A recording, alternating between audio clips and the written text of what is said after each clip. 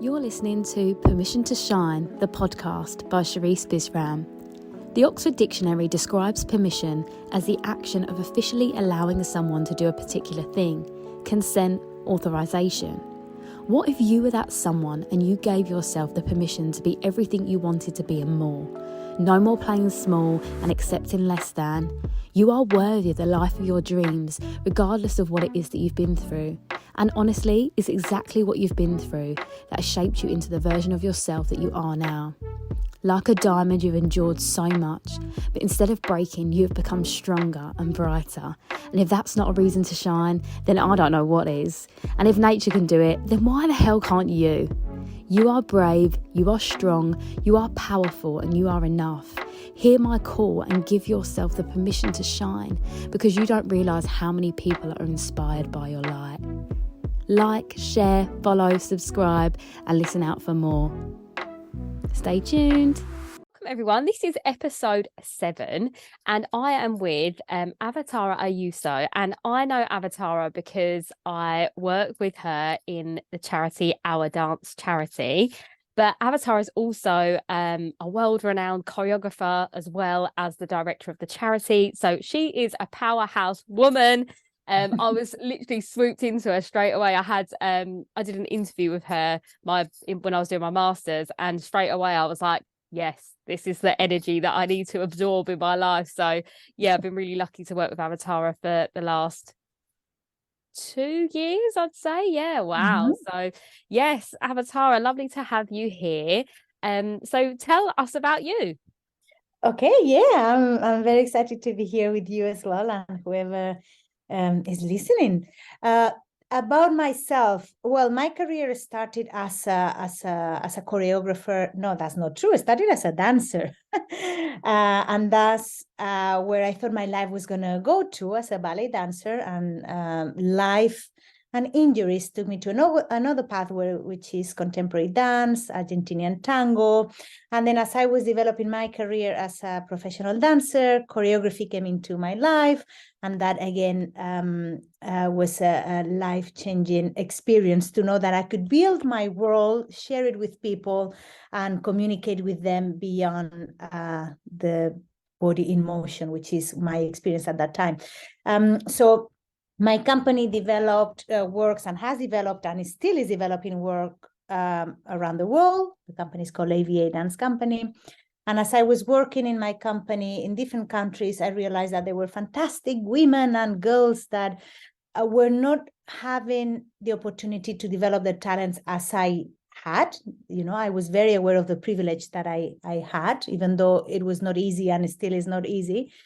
So I realized that I wanted to create a platform that could support them, but also and mainly that could make them realize of how much power they hold and how they can use that power for the better of their lives, communities, and anyone that was crossing their pathways. And that's when 3 years ago I founded the charity Our Dance, Advancing Women's Aspirations with Dance. So even though the charity is very, very young, the dream for it to happen has been building over the last 6-7 years.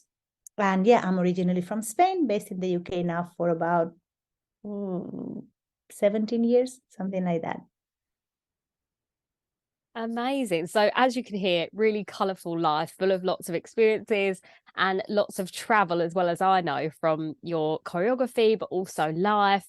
Tell us a bit about you as a woman in your life, and what was that? Because obviously you've used the fact that you've seen how dance and how you're privileged in the dance industry, but how about you as a woman and like navigating your life growing up, and yeah, how you viewed the world, I guess, and that's kind of probably what led you to do your career and all of these things. So yeah, tell us a bit about the woman behind everything.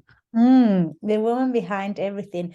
I'm an only child, and I'm saying that because that allowed me to travel very much with my parents, in the sense that again, talking about privilege, they always wanted to travel with me to everywhere they went, and everywhere they went mainly meant different countries in Africa and the jungle of South America in many occasions. So were very difficult trips for a child, but my parents wanted me to see how the world was functioning outside the beautiful bubble that I was in. Even though, with the difficulties that any teenager might go through, and your body changes, you need to balance the school studies with the dance studies, which I started when I was 7 years old, doing like 2 or 3 hours a day by the time I was 9 years old. So it was very, very intense. So those travels that I did with my parents allowed me to experience the world in a different way and allowed me to value what I had and recognize that I couldn't take things for granted. Things could change immediately. So that girl and that young woman built slowly thanks to those experiences that both my parents were giving me from an early age. So by the time I became a professional, I had already a lot of knowledge of how the world was working, not only on the dance sector, which I did, but also on a personal level and social and political level. And somehow, and that's very much from my mom. Somehow I realized that there was a power that I could use to make certainly my life a better place, but above all, to make the life of other people a better place. And that required a lot of work. Even though I had that privilege of being an only child with parents, very caring parents that gave me opportunities. If I wanted to help others, there was a lot of work that I had to do. So there was a lot of reflection in my 20s about, who I am, what is it that I believe in, what is it that I don't want to compromise on. And so I did that work a lot, and very, very early on, people could read me straight away. I think transparency is something that emerges from every cell in my body. This is who I am. You might like myself, you might like me or not, but this is it. This is what you get. And that's something that in the 20s, I realized that was the way I wanted to present to the world. Obviously, in the 30s, then I pushed that, and I embraced that in a much more explicit way, I would say. And so that's, many more things I could say about the woman I am, but that's where I am probably right now. Yeah, amazing. And I think it's so important how you bring up self-awareness, because obviously that's a lot of what I talk about all the time. And the fact that you naturally felt the need to do that is like incredible in itself. But do you think there was anything in particular that made you do that task? Did anything happen, or was something said and you just thought, you know what, I'm going to look inwardly now? Well, it might be moments where I felt angry and frustrated. I think that anger and frustration really motivate me in the sense that make me realize that there is a change that needs to happen. So small details, like, for example, in ballet class, I remember, we were like 10 girls and only one man, and my body was bigger and more rounded than the other one, that maybe was not as good dancer as I am, but she had the body that, ballet was looking for and accepting. So there was some small injustices that I was experiencing in my training and professional life that taught me that I had to speak up. Yeah, and speaking up is a way of being transparent with your thoughts and your beliefs, right? So rather than just shutting up, I thought, if I want that change to happen for me and for others, I need to speak up. I need to tell what I believe is the right thing, or at least what I believe is the honest thing to do. So probably, yes, some small moments of frustrations and anger that were building slowly that encouraged me to be more self-aware and share that with the world. I'm just thinking if there is any other specific. I think no, it's normally those injustices that really motivate me to be even more explicit about the issue. It's like I don't let anything pass. I don't, even in the underground, in a bus stop, wherever I might be, even if I don't speak the language, I can tell things that have happened in Beijing that I was not speaking any Chinese, but I found the way to support a girl that was verbally being abused in the street as well. So there is more things that I always that everyone can do. So I make sure that I follow my guts in that sense, and I did whatever I thought it was the right thing to do at that specific moment. And that is just so powerful in itself, isn't it? That call in your inner soul that's like, no, I can't stand that. And I'm exactly the same. And I think that's why we always get on so well, because I was laughing at some points because I was like, yeah, me too, same. And it's just that, and this is the thing I think with women is that, societally we're told to play small and be seen and not heard and all of these things. But, we didn't feed that narrative. We were like, no, not having it. And it is the injustice and all those little things that you see that make you naturally react. And I feel like it like we say, like in the charity and also like individually, like sometimes that transparency with yourself and that gut feeling, and if you see something you're not happy with, doesn't have to be a shout or a yell, it can be the whisper. And that's something we speak about a lot. And I think I think a lot of people, a lot of women in particular, are worried about confrontation, but it doesn't need to be a big ordeal. And more often than not, if you just say something, it's better than saying, well, it is better than saying nothing, like point blank. There's not for me, there's no either or. It's like you say something or you get mistreated and then you end up creating another perpetual cycle. So stop it in its tracks. And I think there are kind of a lot of strategies to do that, right? Is what you were saying. Sometimes you might be like, hey, what are you doing? Okay, and you speak up, but you're somehow initiating a new conflict. So that's sometimes it might happen, but it's difficult.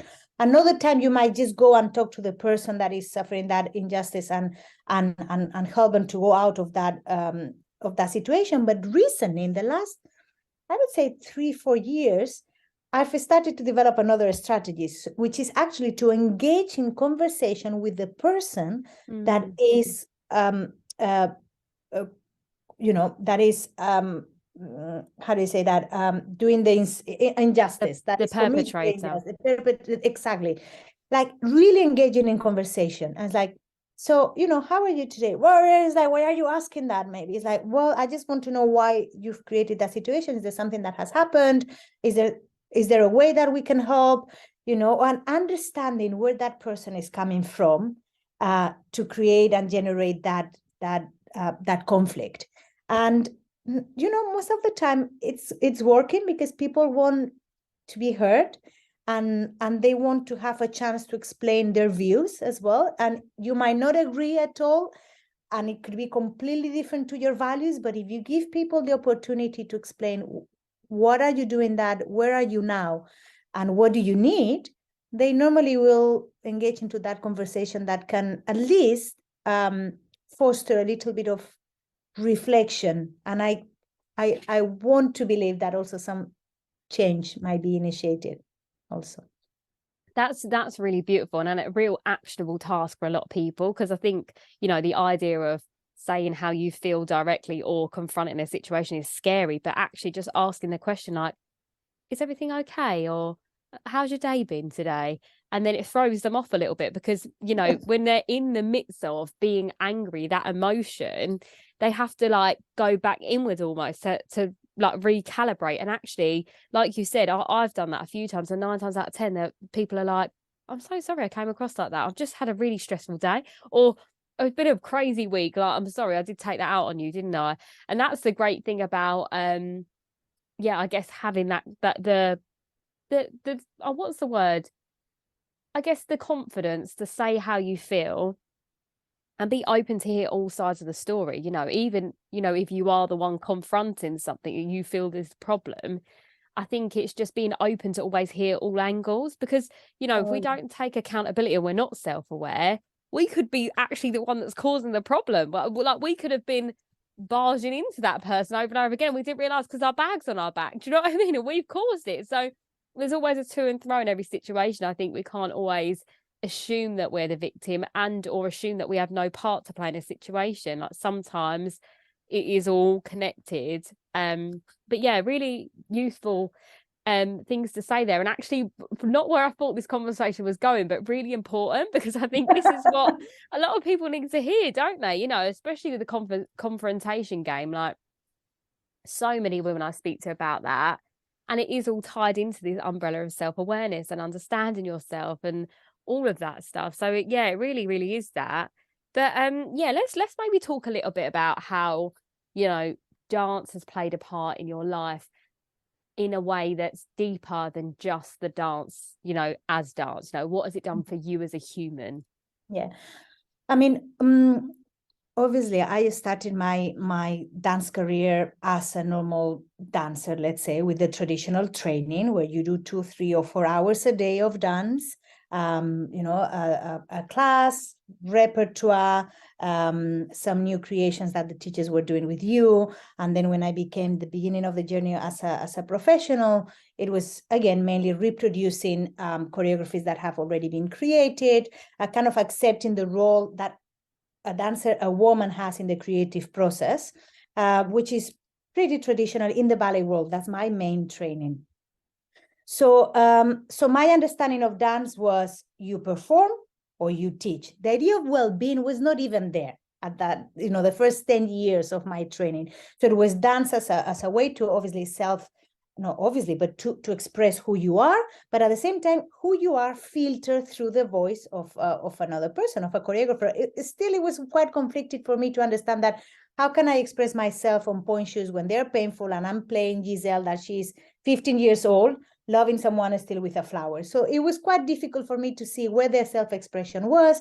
Well-being, I didn't understand that because I had injuries all the time and all possible injuries. So even though I love dancing because it made me feel alive, I think that was my first approach, and it made me feel alive, that my body was speaking, it was beyond words.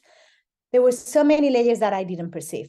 I would say that the first time when I perceived a different layer of what dance could be was when I got my first big injury, which was a tumor in my leg. So that forced me to leave ballet as the art form that I thought I was going to pursue, follow. And that kind of shifted me towards contemporary dance and Argentinian tango. That was a very important shift in my career, because that's when first my body type was accepted in a way that until then I had been fighting for years and years, about 10 years. And second, I started to understand what self-expression was in the contemporary dance and Argentinian tango. In Argentina, there is a lot of improvisation when you have a lot of choices that you can make and propose as well. You know, I had agency, which I didn't have any agency as a ballet dancer before. And in contemporary, you could create shapes that were not belonging to any specific technique. So, so then I thought, okay, this is what self-expression looks like. This is also what well-being starts looking like, in the sense that now is my body, I'm a professional, I need to develop the techniques that work for me to be at my best. So that was very exciting to see what is the type of warm-up that I need, the activities, you know, what is it that I can do exercises to you know, be more flexible in my hands, in my limbs, you know. So so that was really, really beautiful. And so those are the two layers in the first 20 years of my career. And then when I founded my company, AVA Dance Company, that's when suddenly I had to deal with a team, right? You have the great idea of, great, we have a team, but how do you manage a team? How do you put them into your role to create a production that is going to be shared with the audience? So then I became a leader straight away, yeah, because I had that dream and I wanted to make it happen. I was not going to wait for anyone to tell me or support me in that journey. And that leadership journey, if obviously, yes, there are things that is part of your personality, of your upbringing, and I understand, you know, as I said, I developed some of those things as a child, but it was thanks to dance that I realized that I had already so many leadership skills that only dance had taught me. You know, the fact that I was very rigorous, the fact that I could concentrate for many hours, the fact that I could actually, I could take risk, as when you are doing a contemporary fall and you know, it's like, okay, this is like actually falling, but it's a control helpful. The fact that, I had to communicate. It's like when you do a partner day with your partner, you need to say, okay, can you grab me from here or there? Maybe it's better if we do it like that. So there were communication skills that I was already had, that I could apply to my leadership practice. So this layer of, so we have dance as a performing experience and self-expression, well-being, and dance as a leadership tool. That happened when I had to step in as to make my dreams a reality and become the leader of my company and obviously of my charity. And in general, people don't talk about that. No, we associate dance to self-expression and well-being, but there is so much that anyone that practices dance can apply into their daily practice as a leader, because I do believe that everyone is a leader at some point in their lives, and in many points in their lives as well. So yeah, that came later in time, that dance and leadership skills. Yeah, amazing. And, that's obviously what the charity is built upon, is that ethos. So, this notion for us is something we're so familiar with and it's embedded in, but actually working with the charity gave me that understanding as well, because I feel like I'd always felt like a leader in my life, but not really seen it in real context, like I've always felt that. And then as we did the boot camps and the things like that, I was like, hold on a minute, I do all of that naturally. Or, when we were doing the certain things that would help you step into that leadership role, and I was like, that's all who I am anyway. So working with the charity really did and has, solidified who I am as a woman, like now and going forward is an inner power activation leader for women. Is all of these things is because that's all part of me and how I've used dance to become the version of myself I am now. So it is all of these things. There's so much like wisdom and incredible things that dance brings, isn't it? It doesn't need to just be for aesthetics. Exactly. And also ability. You can be any level, can't you? And it will still do the same thing for you. I don't think it matters either way. And it's all just really lovely to be reminded of that as well, especially if there's any young dancers listening. It's just to know that that's that, or anyone that's interested in dance that's thinking, oh gosh, no, I never would have done that or whatever. It's like, actually, why don't you just give it a try and take it up as a hobby? Because, if you enjoy it, that's the most important thing, isn't it? It leads to all these beautiful avenues and discipline and, all of that stuff, vocalizing all those things. So now I'm going to say, what was a moment in your life, like one crucial moment, and it could be a few, that you feel like you really gave yourself the permission to be the version of yourself now? So then what was that turning point moment where you were like, cool, I'm stepping into my power now? Like, and I feel like you've always probably had an essence of this, but was there a moment that you were like, I'm taking center stage, it's my time?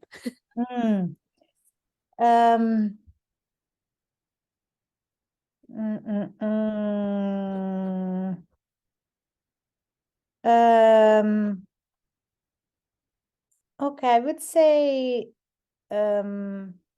the first one was, as I said, that the tumor, when the tumor happened, actually, the doctors, they just said, I'm sorry, you're not going to be able to dance again in your life.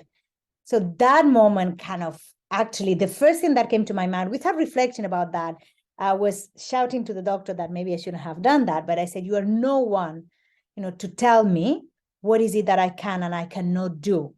You need to cure me and help me with that problem, but I will decide what I do with my career and how I get there. So that was, again, a moment when someone told me, no, you cannot. No, you cannot. He said, well, if I believe I can, I know I can. You don't know my experiences. You don't know the hours that I've invested. You don't know the energy that I hold inside. So that was the first moment when someone told me no to a deep level, told me no to who I am, because at that time I had been dancing for 10 years of my life, and I thought my career was there, and they kind of neglected who I am as an artist. So that was a very first moment, the telling me no to my life. The second moment was many years later, when I had my very, very first full-length production, an hour and a half show. It was in a massive production with lots of dancers, with a massive set design. It was in an incredible theater in Germany, in Dresden, where I actually, right after that production, I became associate artist.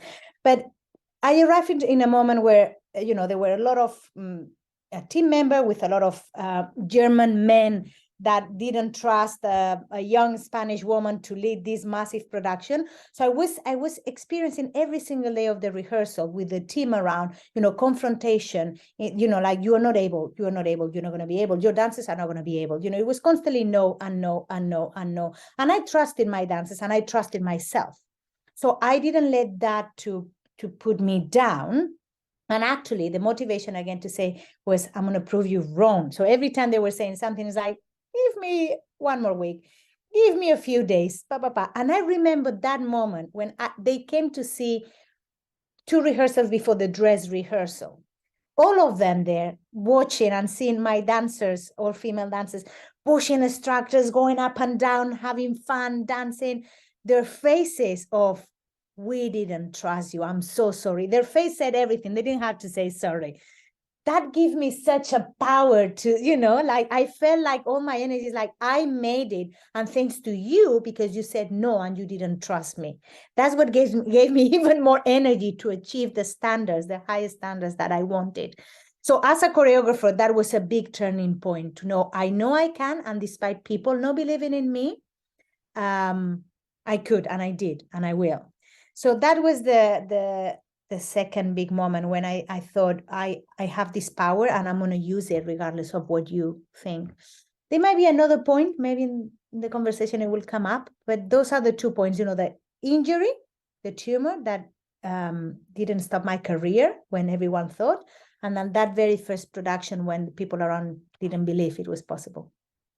Amazing. And you know what's really incredible about both of those stories? It's like when someone's told you no, it was like that was the fuel for your fire. It was like, I'm going to show you, I'm going to prove to you. And actually the first case with the tumor, it's like a really important thing there that we all understand and know our bodies so well. So you don't have to take someone else's opinion as fact. How it feels in your body is what the indication is, isn't it? And so many of us don't listen to that gut feeling. And it's so wonderful for whoever's listening to just hear that has been the epitome of your life, is that how it feels to me is what is right. And that's what I'm going to go with. And that's a driving force that's led you to, all your successes and who you are as a person, as a woman. It's just really incredible to share that with people, because I think that's something that I think we all maybe listening, if people are feeling vulnerable or like, not their full expression of themselves, hearing examples of how people have used their pain as power, the setbacks as like the ignition to push off of again. And I always say that it's like, it's never a dead end, it's always a reroute. Because, like if you didn't have that dead end with ballet, you've never been rerouted to contemporary and the tango and your style. And actually, if anyone's seen Avatâra's work, it's so expressive and there's so much to it. So actually, I could never imagine you just being a ballet choreographer. That was, for me, that's just not even I know. picture it, And even with the choreography, and obviously I've seen your choreography and it is just so creative, and it's incredible that you can be like, no, I'm going to show you, give me time, I'll show you. And I feel like I have that as well, like whenever anyone has ever said to me, oh, you can't make a career out of being a dancer and all that stuff, I'm like, wait, and I did it, and I was like, here we go. And then now people stop saying, well, what are you doing next? What are you going to do next though? Because that was always the thing when you were studying or first couple of jobs, it's all of that. I think there is also something that when some people tell me, and even in some interviews, like, okay, so what if, for example, the donors or sponsors, tell you no, that they don't want to donate, and I always know in the last kind of 20 years, I thought, if they say no, I will help them to say yes. It's okay. It might take time. I will need to develop new strategies, but it's okay. It's the same thing. Whoever tells you no is like, just help them to see the future that you've got, trust on you, or say, yes, it is possible. It is possible. You might need to change the strategies. Yes. And you might need to even change country. Yes. And there's so many things that you might need to change, but if you believe it's a yes, you will make it happen. Absolutely that. And that's like everything I do is about the mindset. So, you know, without even realizing it, you've manifested all of these things for yourself because you're so certain. You're like, no, it's going to happen. You're manifesting it. You put it into the universe. The universe has to comply. That's how it works. So without realizing it, you are a master manifester, which is incredible, isn't it? You know, and it's nice for people to hear that. So for anyone that is listening and feeling like, you know, maybe they're not that confident or they're listening to you feeling inspired, what actionable steps could you give to someone? Like, what top tips do you have that would be beneficial for those, maybe, I wouldn't even say the younger version of you, because I feel like you've always had this fire, but maybe for anyone that, is feeling small and they want to be larger and take up more space? I think I would start with reflecting about two things. What are the things you're passionate about? It could be from eating Greek yogurt to knitting to reading novels from the 19th century. I don't care, but what are you passionate about? And be very aware that, you know, whatever you're passionate about could be a pathway in your life, you know, that can be the pathway on its own, or it could support all the things that you do. So have a moment to see what is it that I love, you know? So that's the first thing. And second thing is like, what is it that I'm good at, you know? And again, that's very important because sometimes they don't teach us to reflect that way. We are taught to reflect the other way. What is it that I need to improve, that I'm not good at? Actually, you think about it, there are 1,000 things that we are not good at, and a lifetime is not enough. So just reverse the thinking. What is it that I'm good at? And how can I build from the things I'm good at and the things I'm passionate about? And absolutely everyone is good at something. It's really interesting because in my case, I'm really, really good at finding things that people lose. Like incredible. It doesn't matter what you ask Avatâra, and I'll retrace your steps, blah, blah, blah. And like 90% of the times I'll find it. I don't think that's a career and that will take me anywhere. But anyway, that means that I have this capacity of researching, of thinking, of asking questions, of analyzing. And if we don't find it, how can we find something else that makes the functions of whatever you lose or you lost?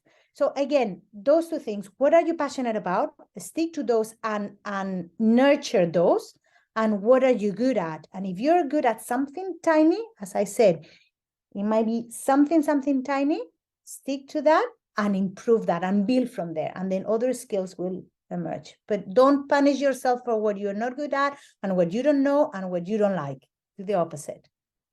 Yeah, absolutely that. And it's really funny that you mentioned that, because my last podcast I recorded was about purpose, passion, and alignment, which is everything you just said, you know, like, what are you good at? How can you nurture that more? And, you know, it's funny when you said about that you're really good at finding things, but that is really a testament to your character in general, because I feel like, you know, you are so resourceful. You'll go above and beyond to make sure everything's done. And what I really enjoy working with you on, and what I said before, is that you do not ask anyone to do anything that you wouldn't do yourself.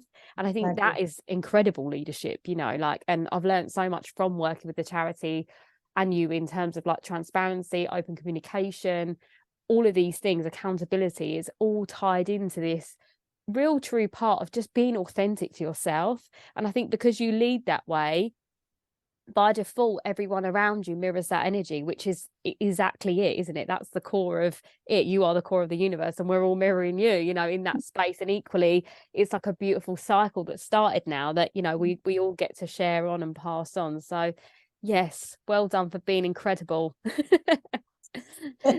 Well, you know, I think I get nurtured by everyone that is around me as well. I learn from every single person that is around me every single day, and that's beautiful. And when I started as a leader, I thought that I had to do things on my own.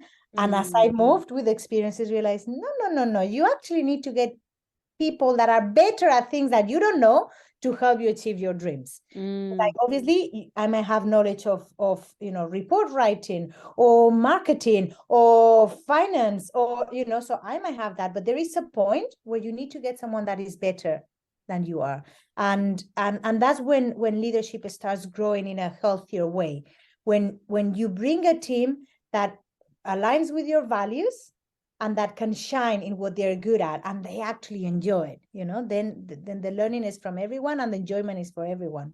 Yeah, and I think that's incredible, and such an important business tool as well. For people that are listening that are part of a business or thinking about starting a business, it has to be that you have to know what your values are, and then you build on that, don't you? And it's 100% that. But give us a little bit, for people that don't know about the charity or don't know about your work, why don't you tell us a little bit about what AVA Dance Company is doing and what our dance company charity is doing at the moment? Let's give the audience just a bit more insight of all the incredible things. So the company was founded in 2008, and basically it was like a lab for me to create the vision that I had for different projects, and above all, collaborating with people outside my own culture and even outside my own geographical area, so outside Europe, So I met incredible artists that have very different experiences from mine. And I wanted to make sure that my company was that lab for all of us to grow, even though it's my ideas led by me, but I could get very different voices. So my company has built always with that international collaboration, which makes things and projects more complex and encourages kind of some artistic conflict, but I always embrace that because I know the richness of what is going to come out from those experiences. At the moment, I'm working on a virtual reality project. So I'm creating an avatar of Avatâra, which is very exciting. And this is a project that as a choreography, a solo, I developed in 2018. And as I was performing it in traditional theaters, in museums, in galleries, I realized that the traditional performance relationship was not enough to achieve what I wanted, which is this angel, this character in a one-to-one relationship with one single audience member. So that's when the idea of virtual reality came into place.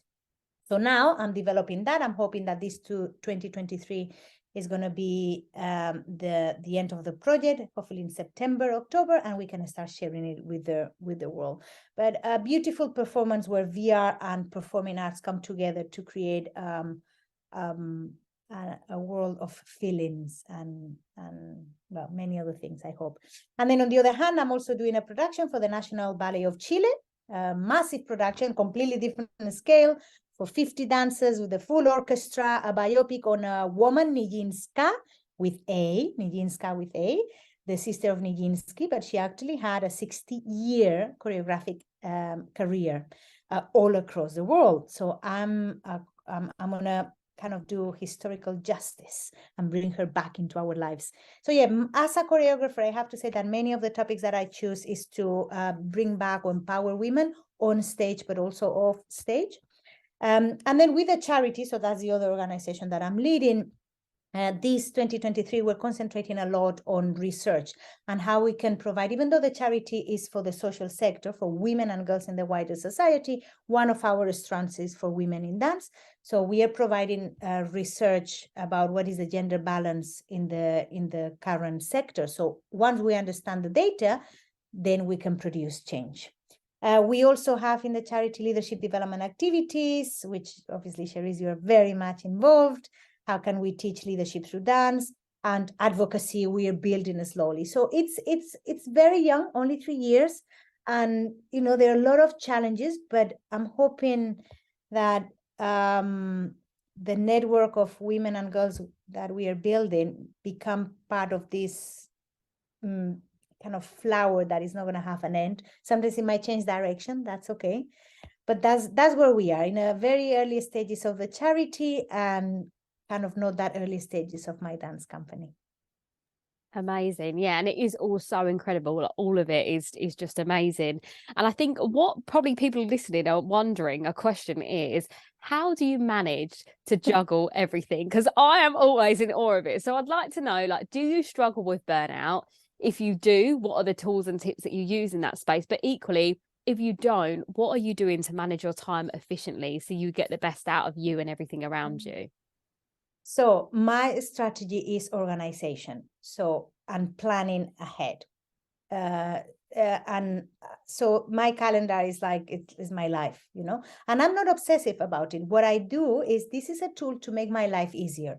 I'm not, it's not that I need to have everything in the calendar. It's like, if I know, the times, and if I communicate with the different teams across the world with my dance company, when we need to meet, blah, blah, blah, if that communication with the times and the dates, goes well, that helps me to do my work well. So that's the very first thing, like a very clear calendar where I can set up the projects. And normally when I have a project, I try to soften the activity of the charity or the company or the other project. So it's kind of knowing myself and see how much energy this project requires. Is it a production that I need to put on a stage?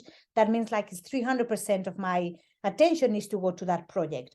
If it's something that is still in a research and development process, it might be that my evenings or late afternoons can be put into another project. So it's just, again, self-awareness, how much energy this project requires, and how can I anticipate the resources needed from me and everyone else.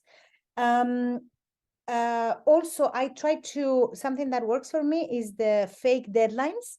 So even though we, for example, today, 3rd of April, we have an online presentation. So I make sure that the whole team works with a fake deadline of maybe like hopefully 1 week in advance of that event. So everyone, because there are always problems that happen and issues to solve, always, no matter how much we plan. So be ready for those. But those fake deadlines that everyone knows that they're fake, but we need to achieve that. Again, help me to avoid extra last minute stress. 95% of the time is possible.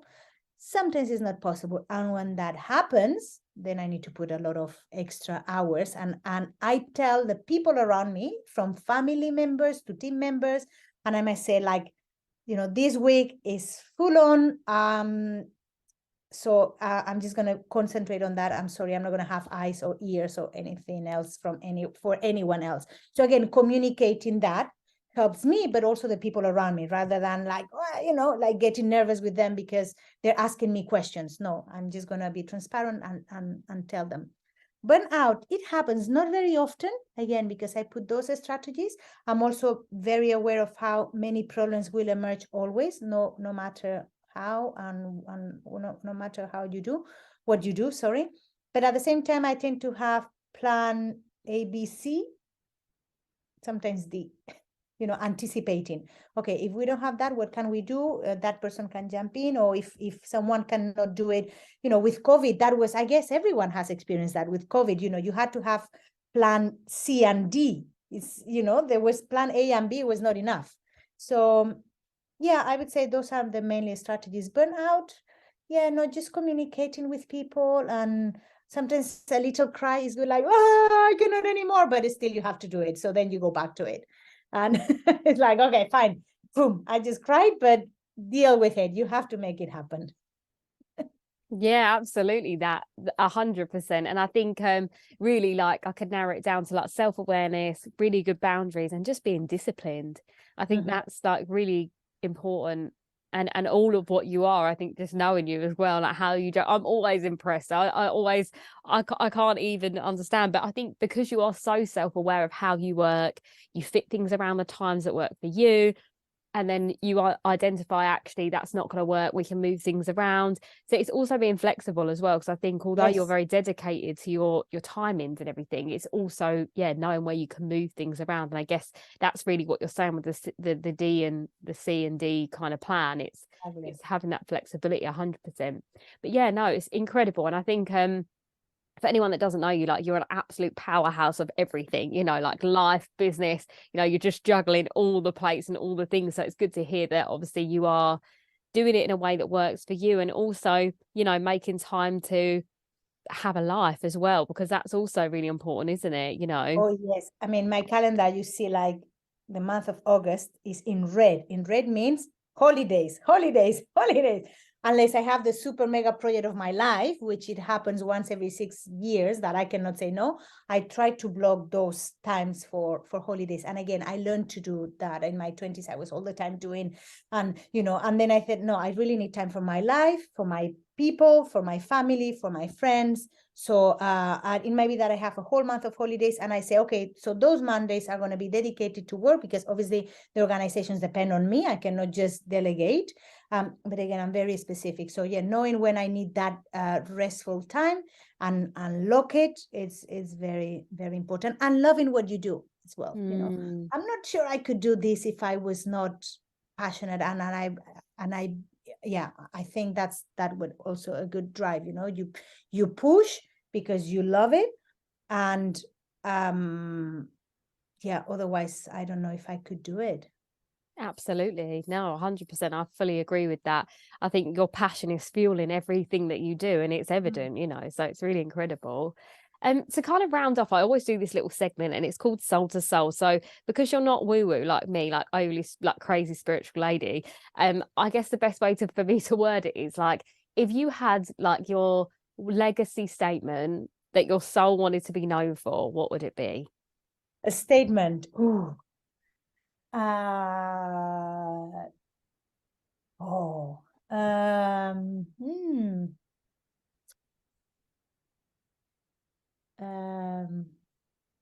I would say, don't let anyone to say no to you. If you believe you can, follow that in whatever personal life, professional life, emotional life. I think it has to do with that. That's kind of my motto. Is that what you meant, or you were hoping something else? No, I that's have other things, but let me think a second if there's anything else. My legacy, right? My legacy statement. No, it's like you can.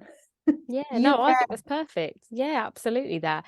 And I think that's a real testament to your character and your life, is that you've never taken no for an answer.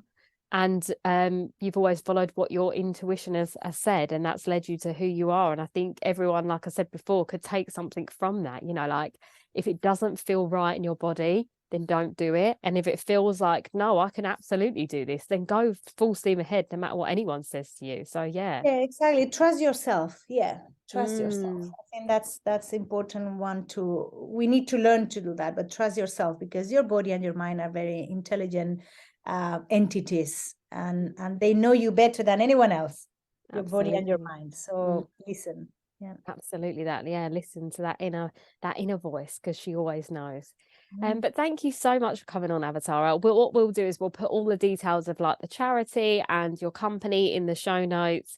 So if anyone wants to find you or follow on socials, or, you know, see what you're up to and watch performance or all of that stuff, they can do that after. But yeah, thank you for joining me. It's been a really lovely and invigorating conversation, as always, full of like passion and excitement and drive and determination, all these lovely things. So I hope that the audience, just feels like a sense of, yeah, absolutely, I can do that. And yeah, it just shows actually how you've given yourself the permission to shine. And yeah, hopefully we've all taken that little bit from it. Thank you, Sherisse. Sherisse Bisram, Inner Power Activation Leader for Women. If you are ready to up level, to elevate, to ignite your inner flame, to burn everything you once were, to trailblaze into your future, into all of your manifestations and more, then head to my website to book a free 30-minute alignment call. I have one-to-one containers available for 90 days and 180 days. I also have an online program for 6 weeks. It's a group program for women called Permission to Shine. That's also available as a self-study as well. I have a journal available on Etsy as well as worksheets. There's multiple ways to work with me, and I'm here to help you. You deserve to shine, to be the most amazing, most confident, fearless version of yourself. What are you waiting for?